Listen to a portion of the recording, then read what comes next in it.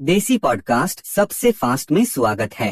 Cosmic word का क्या मतलब है? कॉस्मिक वर्ड का मतलब है स्पेस या यूनिवर्स से जुड़ा होना। ये कोई छोटा मोटा वर्ड नहीं है। इस वर्ड की वैल्यू है, ये वर्ड ऑटोमेटिक आपके दिमाग में चीजों के स्केल को प्लैनेट, सोलर सिस्टम और यहाँ तक कि गैलेक्सी से भी परे ले जाता है। और आज हम ऐसे ही कॉस्मिक बीइंग्स की बात करने वाले हैं जो कि प्लैनेट, सोलर सिस्टम्स और यहाँ तक कि गैलेक्सी से भी परे हो। वो मार्वल कैरेक्टर्स जिनका इम्पैक्ट स्पेस और यूनिवर्सल लेवल तक का हो। और ये हाल फिलहाल में पहली बार होगा जब हम टॉप 10 लिस्ट बना रहे हैं और नंबर 1 पर लोकी नहीं है। इन सब के ऊपर फैंटास्टिक फोर फर्स्ट स्टेप्स ने कॉस्मिक पावर की हायरार्की को बदल के रख दिया है। तो आप जल्दी से टॉप 3 गेस कर लो और बिना किसी देरी के चलिए शुरू करते हैं। Number 10, ego the living planet. अब ईगो को हम टेक्निकली मार्वल सिनेमैटिक यूनिवर्स का पहला कॉस्मिक बीइंग भी कह सकते हैं, क्योंकि ये being literally billions of years से एग्जिस्ट कर रहा था। खुद ईगो ने guardians of the Galaxy volume 2 में बताया कि वो करोड़ों सालों तक बस एक कॉन्शियसनेस की तरह एग्जिस्ट कर रहा था। फिर वो बोर हो गया और उसने खुद को और जीवन को समझने के लिए खुद से खुद को मटेरियलाइज कर लिया। अब आप सोच कर देखो दोस्तों कि इस लिस्ट में जो सबसे लास्ट है वो भी खुद से खुद को क्रिएट कर रहा है। पर हाँ, ईगो ने फिर आगे बताया कि वो सेलेस्टियल तो नहीं है, पर वो काइंड ऑफ उन्हीं के जैसा है। और मेरा यकीन करो, ईगो जिस तरह की एनर्जी मैनिपुलेशन हमें करते हुए दिखा है, वैसा कुछ हम एमसीयू में आज तक नहीं देख पाए हैं। जैसे कैरल डेनवर्स भी एनर्जी को मैनिपुलेट कर सकती है, पर ईगो एनर्जी को इतने परफेक्टली मटेरियलाइज कर सकता था कि उसने उससे लाइफ फॉर्म्स क्रिएट कर दी। आप सोचकर देखो कि प्योर एनर्जी को मैटर में चेंज करके उससे एक पौधा बना देना, ये बेशक आपको बहुत बड़ा काम ना लग रहा हो, पर पावर लेवल के मामले में ये बहुत बड़ी बात है। और ये चीज सिर्फ ईगो के पास ही थी। वहीं ईगो ने जितने आराम से पूरे सॉवरन अर्माडा को खत्म कर दिया था, ये बताता है कि अगर ईगो अपने आप को 100% पर पुश करता तो वो बहुत डेडली साबित होता। Number 9, Dormammu. अब फेज 3 आने से पहले ही हमने थैनोस और ओडिन जैसे स्पेस कॉन्करर्स को तो देखा ही था, पर डॉक्टर स्ट्रेंज मूवी में हमें दिखा वो बीइंग जो बस अपने एंटरटेनमेंट या कहे बस कॉन्क्वेस्ट के लिए पूरे के पूरे डायमेंशन को धूल में मिलाने की पावर रखता है। पर मार्वल सिनेमैटिक यूनिवर्स में डोरमामू कितना बड़ा थ्रेट है, क्या आपने कभी सोचा है? तो आओ मैं बताता हूँ। हम जानते हैं कि एंशिएंट वन बहुत पुरानी मास्टर ऑफ मिस्टिक आर्ट्स रह चुकी है, पर फिर भी वो भी डोरमामू के रियल्म को पूरी तरह एक्सेस करने से परहेज करती थी। डोरमामू की पावर्स और उसके एक्सटेंट के बारे में एंशिएंट वन ने खुद कहा था कि वो उन दुनियाओं का रूलर है जो समय और सारे रहस्यों से परे है। और डोरमामू खुद में एक older than time itself force है, एक ऐसा फोर्स जिसे एक्सेस तक करने की मनाही है सॉर्सरी की दुनिया में। और ये कहना बिल्कुल भी ओवरकिल नहीं होगा कि अगर स्ट्रेंज के पास एक लिटरल इंफिनिटी जेम नहीं होता तो 2016 की डॉक्टर स्ट्रेंज मूवी में हमें स्ट्रेंज आखिरी बार दिखता। और हमें ये भी बिल्कुल नहीं भूलना चाहिए कि डोरमामू ने अनगिनत आयामों और यूनिवर्सेस को सबड्यू करा है, वो भी सिर्फ अपने शेयर मैजिकल पावर्स के ऊपर। तो डोरमामू का क्लास इजीली यूनिवर्सल लेवल को क्रॉस करता है। नंबर 8, मैफिस्टो। अब मैफिस्टो जितनी देर भी हमें लाइव एक्शन में दिखा, उसकी सबसे तगड़ी बात ये रही कि उसने बैठे बैठे डोरमामू का मजाक उड़ा दिया, ये कहकर कि डोरमामू की उसके आगे कोई औकात नहीं है। पर इस बात में कितनी सच्चाई है? तो दोस्तों, आपको ये जानकर हैरानी होगी कि मैफिस्टो टेक्निकली एक तरह से मजाक नहीं कर रहा था।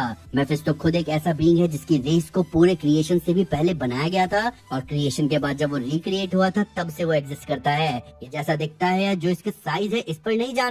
ये किसी को भी ट्रिक करने के लिए कोई भी साइज ले सकता है, चाहे ये डोरमामू को ही क्यों ना ट्रिक कर रहा हो। मैफिस्टो एक ऐसा डायमेंशनल हेल लॉर्ड है जिसने करोड़ों सालों तक जेरेथोस को अपना गुलाम बना रखा था। ऊपर से मार्वल सिनेमैटिक यूनिवर्स में दिखते ही मैफिस्टो ने जो किया वो खुद डोरमामू भी करते हुए नहीं दिखाया गया, और वो है किसी मरे हुए को वापस लाना, चाहे बेशक वो किसी को ट्रिक करने के लिए ही ला रहा हो। अब ये रिजरेक्शन है, बेशक ये फ्रैंकलिन रिचर्ड्स के किए हुए रिजरेक्शन से अलग था, पर स्टिल ये एक ऐसे लेवल पर रियलिटी वॉर्पिंग है कि मैफिस्टो ने सालों पहले मर चुकी नेटली को एकदम परफेक्ट, एकदम सेम पर्सनैलिटी और सेम मेमोरीज के साथ कंजर अप कर दिया, वो भी मेन रियलिटी में। और एक इतनी औसम बात है, उसे एक्सप्लेन करने के लिए मैं कहूंगा कि वांडा की रियलिटी वॉर्पिंग भी एक रियलिटी बबल क्रिएट करने के बाद शुरू होती है, जहां वो उस रेडियस के अंदर बहुत पावरफुल होती है। पर मैफिस्टो ने मेन स्ट्रीम रियलिटी में एक ऐसे बीइंग को एंकर कर दिया जो मर चुकी थी। Number 7, watcher. अब हम सब जानते हैं कि वॉचर एक पूरी कॉस्मिक रेस है, पर रेफरेंस के लिए हम यहाँ उआटू को लेने वाले हैं,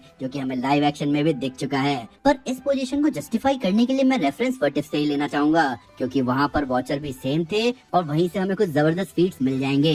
तो हमने वर्टिफ में देखा था कि वॉचर ऑलमोस्ट मल्टीवर्स के बाहर से मल्टीवर्स पर नजर रख सकते हैं, और उसी तरीके से वो मल्टीवर्स की कहानियां सुनाते हैं। पर जब इन्फिनिटी अल्ट्रॉन से उआटू की लड़ाई होती है, तब आपने नोटिस किया होगा कि अल्ट्रॉन वॉचर को एक प्लेनेट पर गिराता है और फिर उस पर पंचेस मारना शुरू करता है और हर एक पंच के साथ उस प्लेनेट का नजारा चेंज होना शुरू हो जाता है। जहाँ सबसे पहले एक ऐसा यूनिवर्स होता है जहाँ स्टीव रॉजर्स प्रेसिडेंट बनने वाला होता है, फिर अगले पंच में वो एक मिडीवल किंगडम बन जाता है और नेक्स्ट पंच में वहाँ स्क्रल्स होते हैं, पर प्लेनेट सेम था, लोकेशन सेम थी। तो ये अलग अलग चीजें कैसे दिख रही थी? तो इसके दो ही एक्सप्लेनेशन है दोस्तों। पहला, या तो इन्फिनिटी अल्ट्रॉन वॉचर को मल्टीपल यूनिवर्स के थ्रू पंच करता हुआ जा रहा था, जहाँ हर पंच में वो एक यूनिवर्स के रियलिटी फैब्रिक को चीर रहा था, या फिर वो अपने हर एक पंच पर एक यूनिवर्स को खत्म कर रहा था। पर रीजन यहाँ जो भी हो, दोनों ही कंडीशंस कुछ ऐसे हैं जैसे कि आपको यूनिवर्सल हिट्स पड़ रहे हो, पर एमसीयू में आज तक किसी भी कैरेक्टर ने इस तरह के घुसड़ नहीं खाए, और अगर गलती से खा भी लिए तो वो बचा नहीं। तो इसीलिए ओआटू का इस पोजीशन पर आना बनता है। Number 6, love. जी हाँ दोस्तों, मैं जानता हूँ कि आपके मन में सवाल आ रहा होगा कि लव इस लिस्ट में इतनी ऊपर कैसे आ सकती है, जबकि मैंने मेफिस्टो और वॉचर जैसे बीइंग्स को पहले ही डाल दिया। और आपके इस सवाल का जवाब है कि एक प्राइमोर्डियल बीइंग एटर्निटी ने लव को खुद अपने इमेज में बनाया था। अगर आप सबको Thor love and thunder movie में लव का रिजरेक्शन सीन याद हो, तो लव जब एक्चुअली मैनिफेस्ट होती है तब एटर्निटी वेल में उसका असली फॉर्म नजर आता है और वो बिल्कुल एटर्निटी की ही तरह दिख रही होती है। अब यहाँ से हम ये डिड्यूस कर सकते हैं कि भले ही लव एटर्निटी की तरह एक अनबाउंड और एक एब्स्ट्रैक्ट बीइंग नहीं है, पर वो एटर्निटी के एसेंस को कैरी करती है, या एटलीस्ट वो एटर्निटी से कनेक्टेड तो जरूर है। अब ये एक आपको छोटी सी बात लग सकती है, पर ये छोटी सी बात ही एक कैरेक्टर को कितना ताकतवर बना सकती है, इसका आपको कोई अंदाजा नहीं होगा। अब क्योंकि लव एक एमसीयू ओरिजिनल कैरेक्टर थी, तो हम उससे रिलेटेड कोई कॉमिक बुक रेफरेंस नहीं दे सकते, पर कॉमिक्स में कई ऐसे कैरेक्टर्स रहे हैं जो एटर्निटी के साथ जब कनेक्शन को टैप कर पाते हैं तब वो एटर्निटी के अवतार बन जाते हैं उस रियलिटी के लिए, और ये बहुत भयंकर पावर अप माना जाता है। इसके आगे डोरमामू जैसे बीइंग्स भी तिनके के समान नजर आए। अब ऐसा कॉमिक्स में हमने एंशिएंट वन और डॉक्टर स्ट्रेंज को करते देखा है, तो लव भी कुछ ऐसा या इससे कुछ बड़ा करने की कैपेसिटी रखती है, क्योंकि आफ्टर ऑल उसको दोबारा जन्म एटर्निटी ने ही दिया है। Number 5, celestials. अब सेलेस्टियल्स पूरे मार्वल मल्टीवर्स के इंजीनियर हैं। ये वही लोग हैं जिन्होंने पूरे मल्टीवर्स को बनाने की जिम्मेदारी उठाई, और इटर्नल्स मूवी में हमें ये भी बताया गया कि हीट और लाइट जैसे फंडामेंटल फॉर्म ऑफ एनर्जीज को भी सेलेस्टियल्स ने ही क्रिएट किया था। जी हाँ दोस्तों, वो सिर्फ इन एनर्जीज को इस्तेमाल ही नहीं करते, बल्कि उन्होंने ही इन एनर्जीज को बनाया है। पर क्या है इनका पावर लेवल? तो मार्वल सिनेमैटिक यूनिवर्स में ही हमने ये देखा है कि जब सेलेस्टियल्स लड़ नहीं रहे होते और वो बस अपने रोजमर्रा के काम ही कर रहे होते हैं, तो भी वो इतने ज्यादा पावरफुल हैं कि सिर्फ अपनी हथेली पर ही वो एक गैलेक्सी को क्रिएट कर दे। आप इनकी साइज का अंदाजा लगा कर देखो कि सेलेस्टियल्स खुद को कितना भी बड़ा बना सकते हैं। एक एवरेज गैलेक्सी का डायमीटर 1 लाख लाइट ईयर्स का होता है, और उतनी बड़ी चीज इनकी दोनों हथेलियों से भी छोटी है, और ये है इनका नॉर्मल पावर यूसेज। तो आप सोच सकते हो कि जब सेलेस्टियल्स गुस्से में अपने 100% पावर को यूज करेंगे तो वो पावर स्केलिंग कहाँ तक पहुँच जाएगी। साथ ही सेलेस्टियल्स की एक और खास बात है कि खुद सेलेस्टियल ऑर्डर के अंदर भी एक हायरार्की एग्जिस्ट करती है, जहाँ पे कुछ सेलेस्टियल्स बाकियों से ताकतवर होते हैं। तो किसी भी कैरेक्टर को ये ध्यान रखना होगा कि अगर वो किसी हायर ऑर्डर के सेलेस्टियल से भिड़ गया तो उसे एक एवरेज सेलेस्टियल से ज्यादा स्ट्रगल करना पड़ सकता है। Number 4, Galactus. अब मुझे पता है कि आप सबके मन में क्या चल रहा है। आप सोच रहे होंगे कि मार्वल ने तो गैलेक्टस को बर्बाद कर दिया जब सू स्टॉर्म ने ही उसे ओवर पावर कर दिया मूवी में, पर मुझे नहीं लगता कि वहाँ पर गैलेक्टस को पूरी तरह समझा गया। अब मैं ऐसा इसलिए कह रहा हूँ क्योंकि मूवी में ही कहा गया था कि गैलेक्टस 6 प्लैनेट को डिवॉर करके आया था, और एक एक कॉमिक बुक रीडर जानता है कि गैलेक्टस अगर 1-2 प्लैनेट्स पे डिवॉर करके आ रहा है तो उसे हराने की औकात किसी सेलेस्टियल की भी नहीं है। और कुछ दर्जन प्लैनेट्स को डिवॉर कर चुका गैलेक्टस तो कॉमिक्स में पूरे सेलेस्टियल पैंथियन तक को मौत के घाट उतार चुका है, तो गैलेक्टस को इतना वीक दिखाने का कोई सेंस नहीं बनता। वहीं अगर आप में से कुछ लोग गैलेक्टस की साइज को लेकर परेशान होंगे तो चिंता मत करो, क्योंकि ये एब्स्ट्रैक्ट एंटिटीज अपने साइजेस को अपने रिक्वायरमेंट के हिसाब से चेंज कर सकते हैं, क्योंकि मूवीज में भी ये दिखाया गया है कि आरिशम भी आसानी से इतना बड़ा बन सकता है कि वो स्टार्स और गैलेक्सीज बना सके, पर जब वो अर्थ के नजदीक आया तो ऑब्वियसली वो उतना बड़ा नहीं था।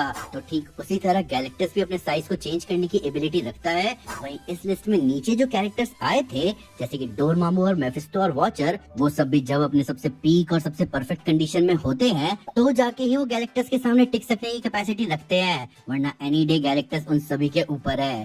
नंबर 3, लोकी। अब कमेंट सेक्शन में मार कुटाई शुरू करने से पहले मेरी बात सुन लो। एमसीयू में ये मेंशन किया गया है कि गैलेक्टस यूनिवर्स 828 से भी पुराना है, यानी कि वो बिलियंस ऑफ ईयर्स ओल्ड है। अब कॉमिक्स में गैलेक्टस करंट मल्टीवर्स से ही पुराना था। और क्या आपको पता है लोकी भी इस करंट मल्टीवर्स को आउटलिव कर चुका है, भले ही कुछ ही देर के लिए सही, पर वो मल्टीवर्स से पुराना बीइंग ऑलरेडी बन चुका है। उसने करंट मार्वल मल्टीवर्स को पूरी तरह खत्म होते हुए भी देखा और उस मल्टीवर्सल कोलैप्स को सरवाइव करता हुआ उसे रिवाइंड भी कर दिया। अब मल्टीवर्सल कोलैप्स कोई छोटी बात नहीं होती, तो उस रियलिटी एनाइलेशन को एंड्योर कर जाना खुद में बहुत इंसेन बात है। पर जो बात लोकी को और भी ज्यादा एज देती है वो है उसका टाइम के कंसेप्ट से भी बियॉन्ड एग्जिस्ट करना। अब इसे आप कैंग के टाइम से बियॉन्ड एग्जिस्ट करने जैसा मत समझना, क्योंकि लोकी के पास अचानक ही सही पर बहुत खतरनाक पावर आई है और वो है टाइम स्लिपिंग। और वो उसे एक ऐसा पावर अप देती है कि इस लिस्ट में आया कोई भी कैरेक्टर लोकी को मारने की कैपेसिटी नहीं रखता, अभी तक तो नहीं। तो अब अगर डूम्सडे में कुछ हो जाए और लोकी को हल्के में दिखाया जाए तो फिर क्या कह सकते हैं। तो अगर आप स्टेटस के हिसाब से देखोगे तो लोकी सभी कैरेक्टर से ऊपर आता है। भले ही लोकी सेलेस्टियल्स और गैलेक्टस जितना डिस्ट्रक्टिव ऑफेंसिव पावर ना रखता हो, पर उसकी टाइम स्लिपिंग की पावर्स और उसका कस्टोडियन ऑफ मल्टीवर्स होना उसे इस पोजीशन पर जरूर रखता है। Number 2, primordial cosmic entities, death and eternity. अब हम एक बिल्कुल ही अलग पावर टियर की बात कर रहे हैं जिसे कॉम्प्रिहेंड कर पाना बहुत मुश्किल है, क्योंकि ये दोनों कैरेक्टर्स सिर्फ कैरेक्टर्स नहीं है बल्कि ये खुद में कंसेप्ट है। डेथ वो प्राइमोर्डियल कंसेप्ट है जो उस समय से एग्जिस्ट करती है जब सब कुछ शुरू हुआ था।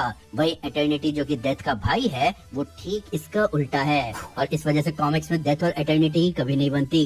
एटर्निटी उस शाश्वत सच्चाई का मैनिफेस्टेशन है जो हमेशा और फॉरएवर एग्जिस्ट करना चाहता है, जैसे कि एंटायरिटी ऑफ द मल्टीवर्स जो अनंत और शाश्वत है। वहीं डेथ इस इमॉर्टैलिटी की नेमेसिस है, क्योंकि इस एग्जिस्टेंस में जो भी कुछ बना है वो एक दिन खत्म जरूर होगा, चाहे वो पूरा मल्टीवर्स ही क्यों ना हो। तो आप एक सेंस में इन दोनों कंसेप्ट के बीच की टेंशन समझ पा रहे होगे।